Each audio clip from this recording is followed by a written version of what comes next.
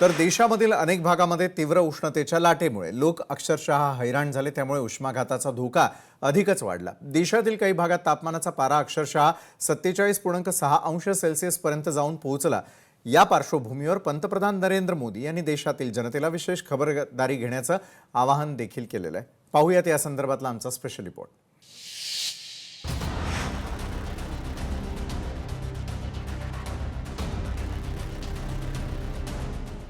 भारतात उष्णतेची तीव्र लाट, लोक हैराण। संवेदनशीलतेनं करुणेसह एकमेकांची काळजी घ्या। पंतप्रधान नरेंद्र मोदींचं देशवासियांना आवाहन। गेल्या काही दिवसांमध्ये राज्यातील पाऱ्यानं 40शी पार केली आहे। 2 दिवसांपूर्वीच विदर्भातील ब्रह्मपूर येथे चक्क 47 अंशांपेक्षा अधिक पारा होता। वाढत्या उन्हाच्या काहिलीनं राज्यातील नागरिक हैराण झालेत। वाढत्या उन्हामुळे होणाऱ्या त्रासाचाही सामना नागरिकांना गेल्या काही दिवसात करावा लागतोय।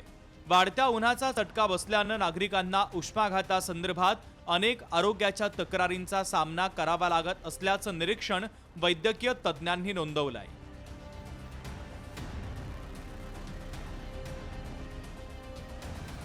या पार्श्वभूमीवर पंतप्रधान नरेंद्र मोदी यांनी एक पोस्ट करत नागरिकांना काळजी घेण्याचं आवाहन केलंय। देशाच्या विविध भागामध्ये तापमानात सातत्यानं वाढ होते आहे। त्यामुळे रोजच्या जीवनात उष्णतेमुळे अनेक अडचणी देखील वाढत आहेत। त्यासाठी सर्व देशवासियांनी शक्य तितकी खबरदारी घ्यावी। शरीरामध्ये पाण्याची कमतरता होऊ देऊ नका। घराबाहेर पडताना सोबत पाणी ठेवा। अशा हवामानाच्या परिस्थितीत तुमची संवेदनशीलता देखील मोठा आधार बनते। तुम्हाला शक्य असल्यास एखाद्या तहानलेल्या व्यक्तीला एक ग्लास पाणी पिण्यास द्या।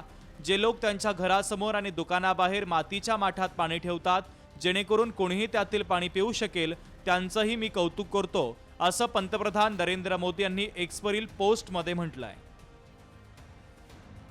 तुमच्या आईवडिलांना, आजी आजोबांना आणि इतर प्रियजनांना फोन करून त्यांची विचारपूस करा। त्यांना भरपूर पाणी पिण्यास, दुपारच्या कडक उन्हात बाहेर जाणं टाळावं आणि शक्य तितकी विश्रांती घेण्यास सांगा। या कडक उन्हात तुमच्या परिसरातील पशुपक्ष्यांना विसरू नका। तुमच्या घराबाहेर, बाल्कनी, छत, दुकानात अथवा कार्यालयाच्या बाहेर पाण्याचं लहान भांडं भरून ठेवा, जे पशुपक्ष्यांसाठी जीवनदान ठरू शकतं। अशा कठीण दिवसात आपण अत्यंत संवेदनशीलतेनं आणि करुणेसह एकमेकांची काळजी घेऊया, असं आवाहन पंतप्रधान नरेंद्र मोदी यांनी पोस्टमधून केलंय।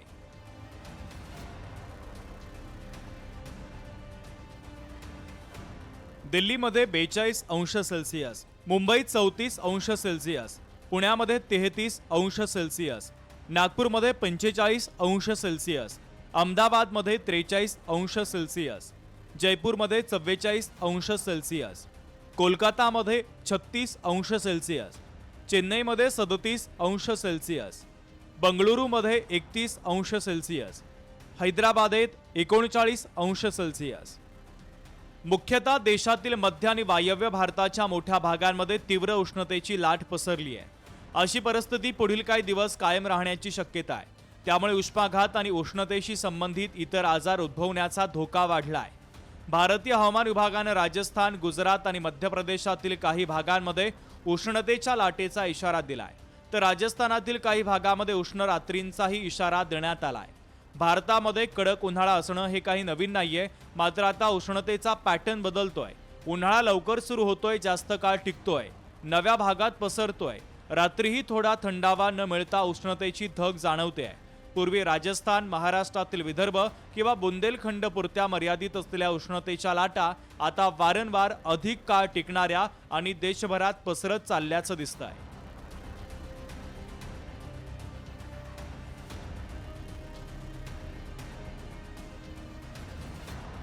रिसर्च इन्स्टिट्यूटच्या संशोधनानुसार 1981 ते 2000च्या काळात उष्णतेच्या लाटेचा प्रभाव असलेलं क्षेत्रफळ सुमारे 11.9 लाख चौरस किलोमीटर होतं। 2001 ते 2020च्या काळात ते वाढून 18.1 लाख चौरस किलोमीटर पर्यंत गेलं। आता त्याची व्याप्ती अधिक वाढली आहे। पूर्वी उत्तर पश्चिम आणि मध्य भारतापुरती मर्यादित असलेली तीव्र उष्णता आता पूर्व भारत, पश्चिम भारत आणि दक्षिणेकडील अनेक भागांतही पसरली आहे। गंगेच्या खोऱ्यातील पश्चिम बंगाल, दक्षिण पूर्व किनारपट्टी आणि दक्षिण भारतातील काही भागात आता अधिक उष्णतेच्या धोक्यात हे भाग येत आहेत। सर्वात चिंतेची बाब म्हणजे उष्णतेची तीव्रता वाढण्या इतकीच तिचा भौगोलिक विस्तार देखील वाढत चाललाय.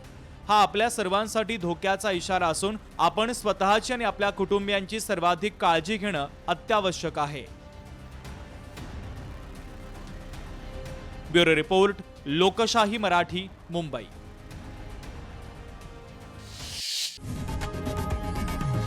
लोकशाही मराठी ऐका, पहा, जागरूक रहा.